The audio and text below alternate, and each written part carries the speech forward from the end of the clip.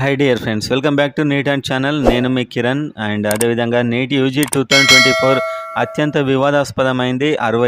720 మార్కులు అండ్ అనేక ranks and చాలా ఎక్కువగా మార్క్స్ అయితే వచ్చాయి. ఇదే సందర్భంలో ఎంబీబీఎస్ సంబంధించిన కట్ ఆఫ్ మార్క్స్ మనం చాలాసార్లు చేయడం జరిగింది. అదే సందర్భంలో చాలామంది వాట్సాప్లో అయినా ఇక్కడ కామెంట్స్లో అయినా బీఏఎంఎస్ అండ్ బీహెచ్ఎంఎస్ మనకు సెలెక్ట్ కావాలంటే ఎంత కట్ ఆఫ్ ఉండాలి అని చెప్పి అడగడం జరుగుతుంది.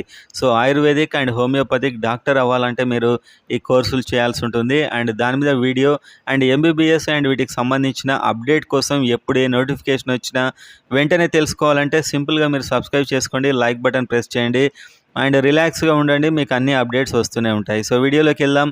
BAMS bachelor of ayurvedic medicine and surgery అంటే ఆయుర్వేదిక్ డాక్టర్ అన్నమాట. మంచి డిమాండే ఉంటుంది, కొందరు దీన్నే నమ్ముకునే వాళ్ళు కూడా ఉన్నారు. సో ఇది ఎలాంటి సైడ్ ఎఫెక్ట్స్ లేకుండా ఉంటుంది. సో దీంట్లో మాత్రం ఓపెన్కి 408 కట్ ఆఫ్ అయితే 2023లో అయింది. సో దీనికి ఒక 20-25 యాడ్ చేసుకోండి. ఈసారి రీ ఎగ్జామ్, రీనీట్ మొదలైనవన్నీ అంటున్నారు. సో మార్క్స్ పెరిగింది కాబట్టి ఒక 25 మార్క్స్ వరకు అయితే యాడ్ చేసుకోండి. ఈసారి అవలీలాగా వచ్చేస్తుంది ఆ మార్క్స్కి. ఓసీ 408 అంటే 25 యాడ్ చేస్తే 433. బీసీఏ 364 2023లో కట్ అయింది. అంటే ఒక 25 వరకు అయితే యాడ్ చేసుకోండి. ఎంత అవుతుంది? 389.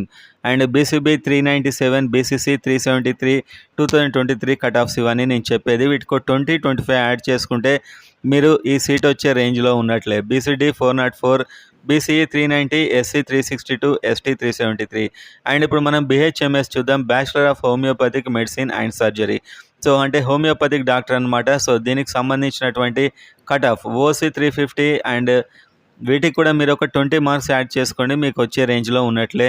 ఈసారి అయితే బీసీఏ 329, బీసీబీ 340, బీసీసీ 314, బీసీడీ 343 ఇవన్నీ 2023 చెప్తున్నాను. 20-25 యాడ్ చేసుకుంటే ఈసారి మీకు అవకాశాలు ఉంటాయి. BCE 341, SC 306 and ST 288.